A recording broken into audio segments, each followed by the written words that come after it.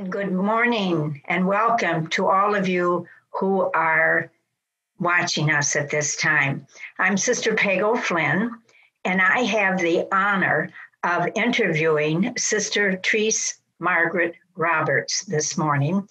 She's going to share her sister story with us, and this is a special year for her. The year 2021, she celebrates 75 years as an Adrian Dominican sister. This is a privilege and honor, and just look at her. We're going to find out what her secret is during the course of this next half hour. So let's just sit back and relax. I'm from Adrian. I'm in Adrian right now, and Sister Therese is in Fort Lauderdale, Florida. But we have sun, and so does she have the sun. She has the heat, and we're getting there. So, welcome, Sister Therese Margaret. And again, thank you for your openness and willingness to respond to this invitation. So usually we like to begin where you began. So if you could just tell us a bit about where you were born, about your parents, about your family life as a kid, as much as you want us to know. Okay? Well, Peg, since I'm 94 years old, that's a lot of history. So I'll just give you the very highlights. Good, and you pick and choose, yeah. Number one, I was born in Fort Lauderdale. My grandparents brought my mother, who was 3 years old at the time. They came here to Fort Lauderdale in 1910. In 1910, this city was not chartered as a city. Okay. So I am a certified pioneer, and wow. I do belong to the Pioneer Ladies Society. We haven't had our meeting because of COVID.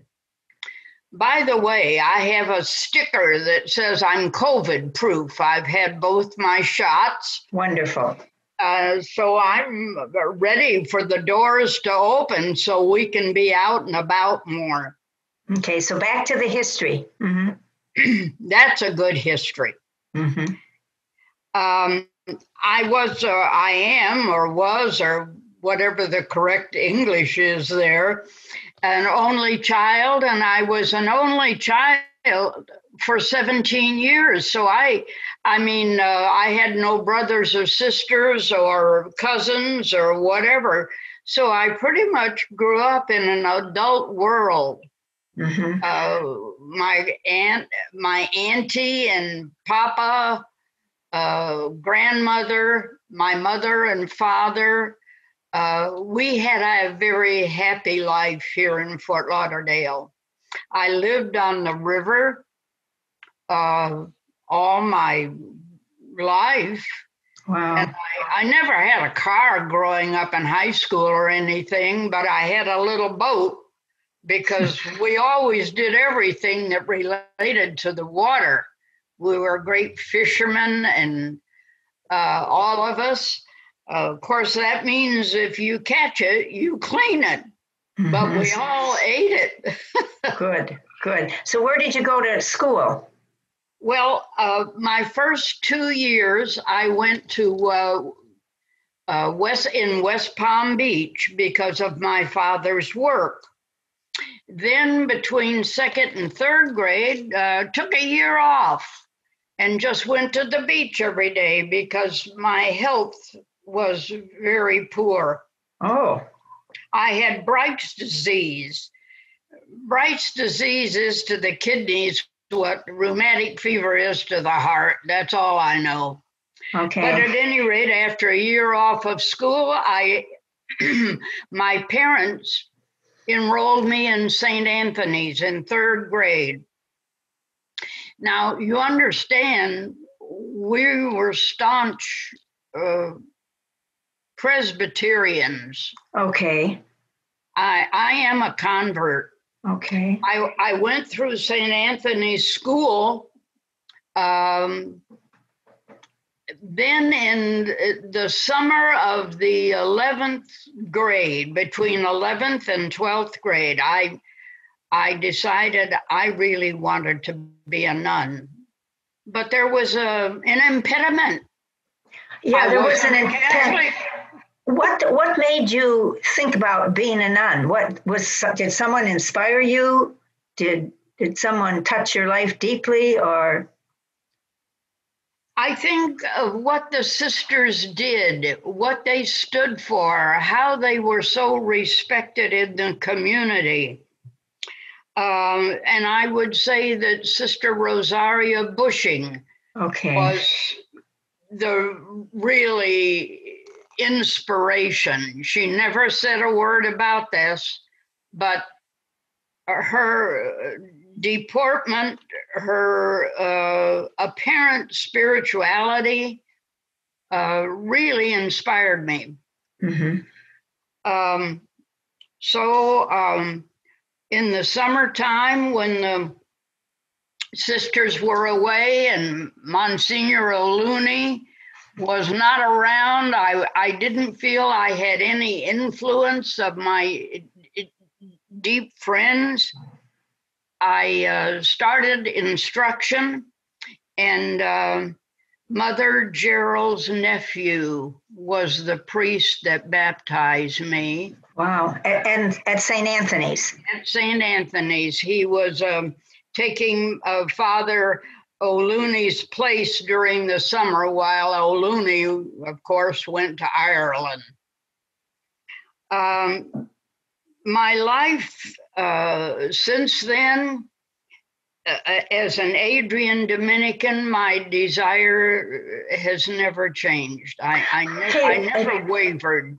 All right, Therese, tell me, you grew up in another faith, another denomination. How did that affect your parents when you told them you wanted to become Catholic?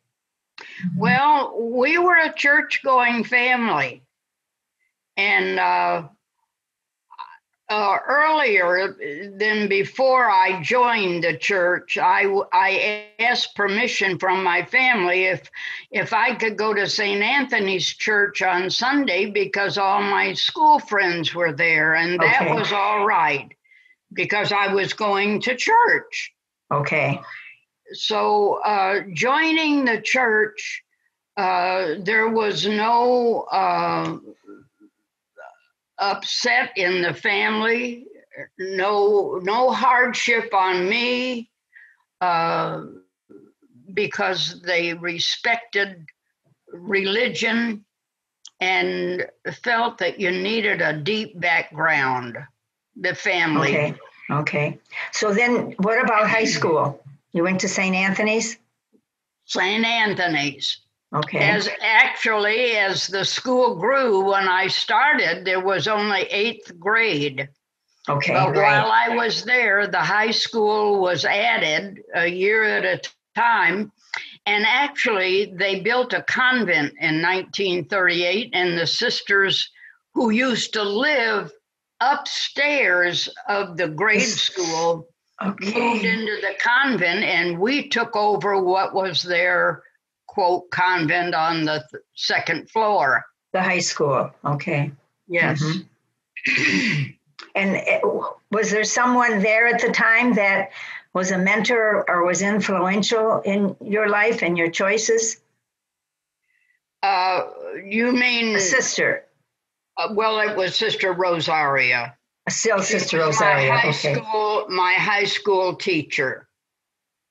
And that's where I first met her. Of course, I'd had other Adrian Dominicans from 3rd grade, each year. When I was in elementary school, we had 2 grades in a room. Okay, right. And then high school, of course, it was different. And what was going on in society at this time? That was in the 30s, early 40s? 40s, yes. Right. When I graduated in the summer or May or whatever of 45. All right. The thing that was going on was World War II.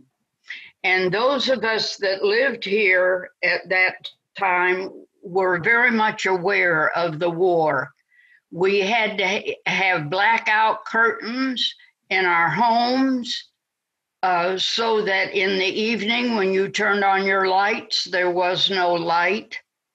If you had to go out in your car, we had like black masking tape that went across the headlights so that only 2 inches of light across would show. So it was really hard driving at night and people just didn't go out. And what was the purpose of that?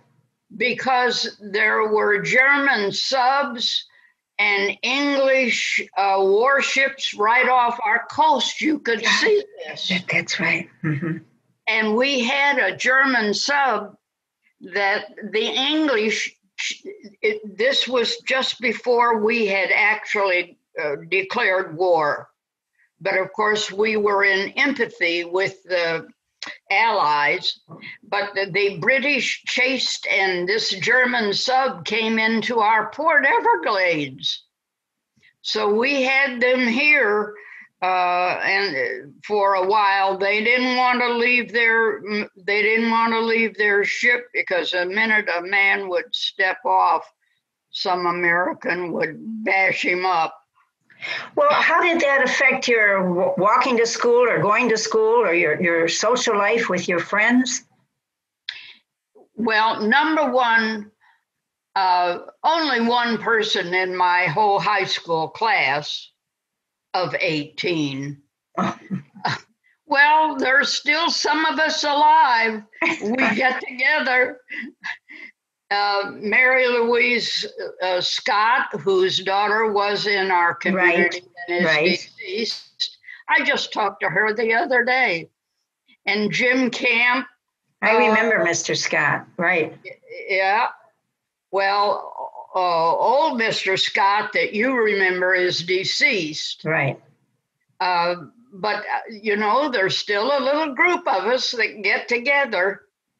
And nobody had cars then. I mean, high school students didn't have cars. So we made our fun by getting together at the school gym for a dance or a game or whatever was going on. So when did you decide, you became Catholic? You're Catholic now at this point. So then you wanted to become a nun. When was that decision made?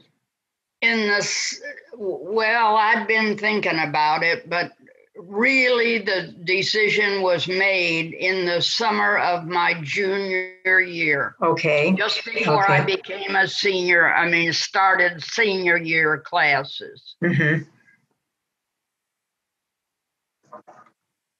Okay, you graduated from high school in the mid-40s? 1945. 45, okay. And then when did you enter? June 20-something of that summer. That's the very same year. Yes. And how many were in your class? When we started out, there was 35. And how many of you are still celebrating life here on this earth? 4 of us. Wonderful. So who's in your crowd? Ann Lindquist, who lives in the Chicago burb. I don't know which one. And we talk. Good. And Margaret Hines, who lives wonderful, in Adrian, and we still talk. So the 4 of us, and of course, Jean O'Loughlin was a big part of my later life. Yes, she was. I remember that. Uh-huh. Uh-huh. We were able to, she's in the crowd, but we were able to spend time together because she was down here, for so many years. Yes, she was at Barry University. Mm-hmm. Yes. Mm-hmm. Now, so after your formation and you entered, did anyone from your high school enter from your grade? Okay, so you were the sole one at that time. And then you had formation, and then you were sent out. And I noticed that most of your time, your ministerial life has been in Florida, except a little venture in Puerto Rico. Tell us about some of your ministries that were very special. Of the 34, I think, I said there were 35 that entered, but of the 30, whatever the number is, that made profession, there were only 2 of us that were sent out on profession day. Sister Marie Sienna. Okay. I don't know where she was sent. I don't remember. But I was sent to Hudson, Michigan. And that was the beginning of my teaching career. And I chalked that up as a marvelous start because I had Sister Claire Cecile as a principal. Mm-hmm. And that's when the teaching method of reading was very much in vogue. And I just had such wonderful opportunities to really learn how to do it. And I felt so blessed. The rest of the group stayed in Adrian to continue at Siena Heights. Okay. It wasn't until about 3.5 years later at a Christmas time that I got a call and told me to come to Adrian to go back to school. Okay. So I did from January to June. That June, when assignments came out, I was assigned to Florida. So I started out in Jacksonville, which was, very known to me. And what parish was that? St. Matthew's. Yeah, I followed you. I was at St. Matthew's, not at that time, but years later. No. Yeah. And it was just opening as a new school. Oh my! When I came, there were 4 of us. So that was an interesting experience. What made it interesting? Starting a new school. You didn't have a past to live up to. You had to create the feeling. You had to create the loyalty, all the aspects of that school were very good. And our pastor was very concerned. He was a Frenchman. Oh, usually the Irish were up there. Oh, well, this was before the Irish. Okay. Well, they were in the city. Yeah. But this was Father Corday, and he was from Alsace-Lorraine. Wow. And he still spoke with quite a French accent. So how long were you there? How long did it take to get me there? Well, I was off and on there. I was there, and then I was sent somewhere else, and then at some point I ended up there again. And while there, at Christmas time, all of the sisters in the state would go to Barrie. Right, for the summer. At Christmas time. Oh. We would go down because there weren't that many sisters in the state, and we would go down just to be together. Wonderful. And of course, getting down and getting back was 2 different things. We didn't have a car. Right. Mm-hmm. And so I said to Sister, I'll get us a car. I went to a car rental place and said, don't you have a car that has to be delivered to Miami? And we talked a little bit, and so I ended up with a convertible. It didn't cost us anything, but it was a lovely car. And Sister Martha Marie Condon had gone with me on this venture. So when we were coming home, I said, Martha, let's surprise them. So we pulled over at the side of the road, put the top down, and drove in the driveway tooting the horn and told Sister Helen Thomas, we're ready to go to Miami. So coming home, of course, I had to turn the car in. So we were kind of finding people we could get a ride with. But at any rate, Mother Genevieve was trying to call me. And this was in the days before cell phones. So at any rate, I wasn't with all the other sisters, but at any rate, I finally got back to Jacksonville, and I returned Mother's call, and she said, I need a favor. Well, you know, when the Mother General tells you she needs a favor, you want to know what it is. And so she sent me to Puerto Rico. Oh, my. What a wonderful adventure that was. I loved my years there, just loved them. So where were you, Therese, in Puerto Rico? In Santurce, Okay. Which is very near San Juan. Mm-hmm. We were elementary, high school, and 2 years of a business school. I just had a conversation last Sunday with a young, well, he's not young, he's 67 now, but this Antonio and his wife, Dorothy, whom I taught both of them in high school in Puerto Rico. And we talked about the years there, what went on, and so on. I consider that a very important part of my life. You consider Puerto Rico or the people that you met along the way? Yes. And you know, Therese, I think that's something very special about you. You have a sense or a spirit of hospitality.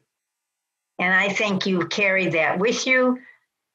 I didn't know a lot about your life before, but I just feel that, do you agree? Don't you think you have a sense, a welcoming spirit about you? And that's why you keep your connections with people? It's a wonderful gift. I think I don't recognize it, but it must be there because I do have a lot of past connections, and I've in late years not become a great letter writer. Don't ask me why. I just don't do it anymore. Mm-hmm. But yet they keep in touch. I am so blessed with that. And you know, Peg, after Puerto Rico, I was sent, anyway, I ended up at Thomas Aquinas High School in Fort Lauderdale. Okay. After my years at Thomas Aquinas, I was invited to come into the public school system. Oh. And I called Mother Genevieve, and we talked about it and decided, that would be all right. Not only all right, that might be good. And in the public school system, I was sister. I have the plaque over here to my left on my desk, Sister Therese Roberts. It was above my door. And I spent 35 years in the public school system. I spent 27 years in the parochial system. And I spent 35 years in the public system, and at the same time, 35 years at Nova University. Oh, Nova. I forgot about that. That's right. So I've had some marvelous experience, educational experience. What are you most proud of in all those years and those connections? Most proud of? What gift have you used the most that you possess? I think I'm not really sure, Peg. Okay. I think I would have to ask someone that I've Okay. influenced. I don't know. I just don't know. But you certainly influenced and touched many lives as you look at your service in the public sector. They wouldn't have kept you there all those years if you were common ordinary. That's very true. Mm-hmm. And they offered me many opportunities. You know, my principal I was at the Nova schools, the group of public schools that were started, and that's who brought me in, was Mrs. LaBelle. She called and I went for 3 appointments. I guess they were interviews, but I didn't know. She wanted me to develop a program for the gifted. That law was just coming into effect. And that was my role, was to develop a program for gifted students. Okay. She also had a grant. Don't ask me how she got it. She got the grant. I understood my role. My role was to take care of the incidentals and the baggage and all that kind of stuff. But I had an opportunity when Khrushchev was the leader of Russia, and he was literally in New York at the banging his shoe on the table at the meeting of the United Nations when I was in Russia. But she took me there on this grant, about an educational grant. She had to give a talk, but we also went to the schools. Wow. In Russia, and of course, you know, any country shows off their best, as we would. But what an interesting experience. So when I was teaching at Nova University, because after she retired from the public school system, she went to Nova University and called me up and said, I want you to teach some classes in education. And my experiences in teaching were most helpful. And I think that people have been so good to me in offering me opportunities. Mm-hmm. You know, like to renew my teacher's license, you either had to continue and go to college and earn so many credits every year, or you could take these in-service activities. Now, the in-service activity would take time, etc. I took some oceanography, classes. I've had the opportunity through scuba diving to see the continental shelf. Now, all right, let's, 1 second. This is unbelievable. I think we need about 2 or 3 interviews with you. I mean, after all, you're in your early 90s. You've been in the congregation for 75 years. You've touched thousands of lives, and that Nova University is very famous. So now, in this year, 2020, 2021, we have a pandemic. What are you doing, or how are you being during this past year? How has this past year had an influence on you or affected you? It's been very hard, especially in these last months. I volunteer at Holy Cross Hospital in the spiritual care department. Oh, my. Wonderful. Of course, I can't do that during the pandemic. They won't let anybody in. But they remembered me when they were giving out the vaccine. The second day I was there getting my shot. I've had both shots, and I've got a little yellow sticker that says I'm COVID proof. Good. But I think mentally it's been hard. You know, I live alone. I don't mind that. I was brought up as an only child, so I've learned how to entertain myself. I learned that as a child. So that's not the part. I think it's the separation and not having life around you. And I'm not much of a TV person. So I've read a lot. I've thought a lot about places I've been, things I've done. You know, I'll sit and just recall. And what are you? Maybe look at some old pictures on my cell phone. Okay. What are you most passionate about at this time of your life? Getting out and about. And I want so badly to go back to the hospital, to go back to work. And I call them. They know I'm out here. But of course, people just can't do that at this time. But I do try to keep in touch with local people. And you have mentioned that you've, calling sister, childhood friends. Yeah. Yeah, I call childhood friends. I called business, teachers that, as a matter of fact, went to lunch the other with my former boss.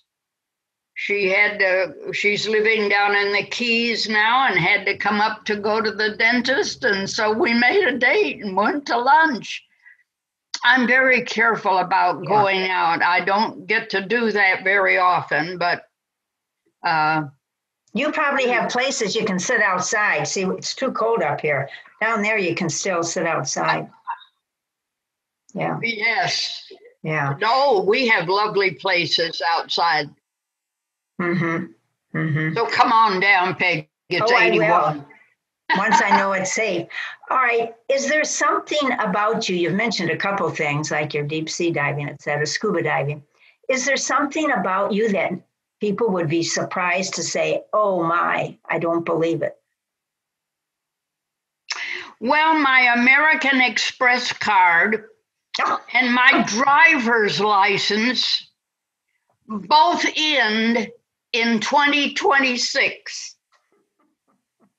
But I'll be 100 years old. Oh, wonderful. So that driver's license experience. I have 20/20 vision. And when you go to get a driver's license and you're 94 years old, they really put you through the ringer. And when I had to go to my eye doctor and take this paper, and my phone is ringing. Can you hear it? Yeah, you can't turn it off. Yeah. Well, I can. I'll call you later. I'm on Zoom.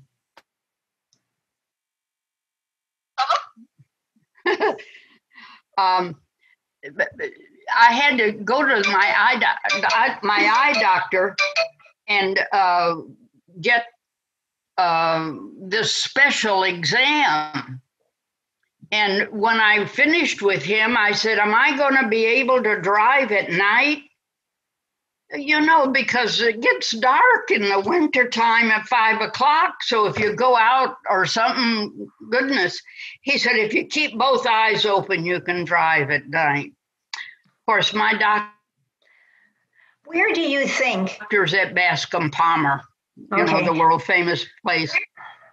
Where do you think the spirit is leading you at this time? You're 94 years old.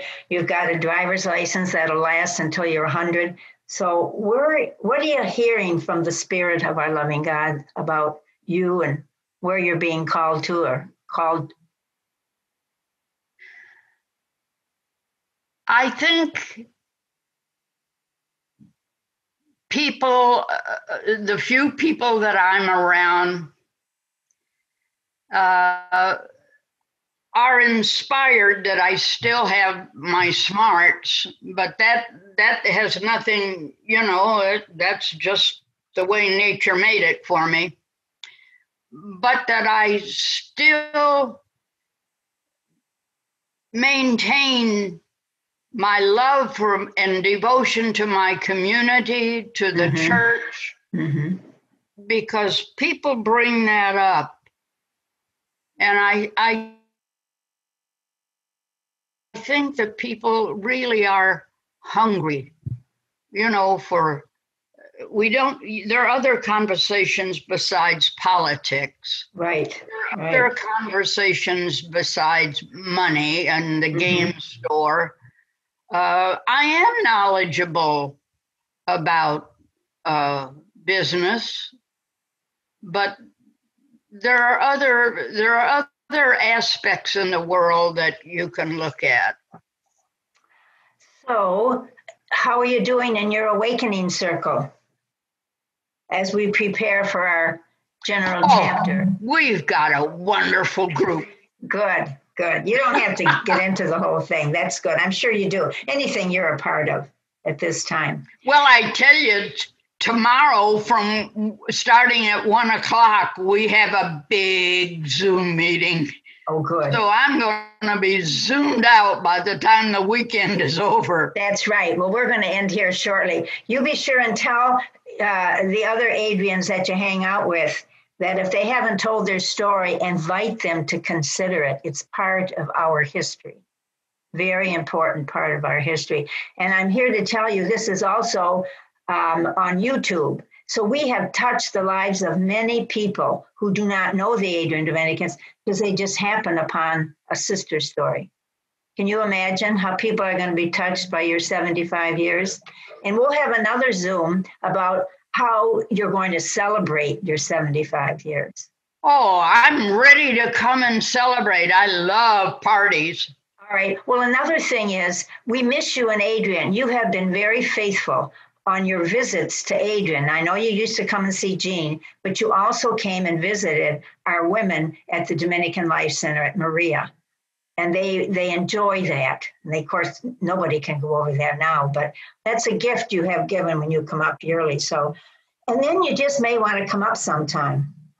I tell you, Peg, I've been coming to Adrian every chance I get for years. Right. To keep my old friendships and make new ones because my old ones die off. But I love Adrian. Good. I know you do. I love Adrian. All right. So we're going to have to say adios pretty soon. But in the name of the Adrian Dominican Sisters, I just want to thank you for who you are and how you have touched the lives and how you have preached the gospel to so many people ever since you were a little girl. I can just imagine what you must have been like as a little child up and down those streets. I can just imagine what it must be like. So thank you ever so much. The story should be on like within a month or so. So just keep checking your website. Thank you, and Peg. God bless you. Thank you for who you are. And keep that spirit of hospitality. Well, I want you to know my townhouse here has 3 bedrooms. I take one of them. So there's room for a guest. Okay, as soon as we can get out amongst the public, we shall be there. And just thank you, Sister Therese Margaret Roberts. And thank you, Peg, God bless for you. asking me.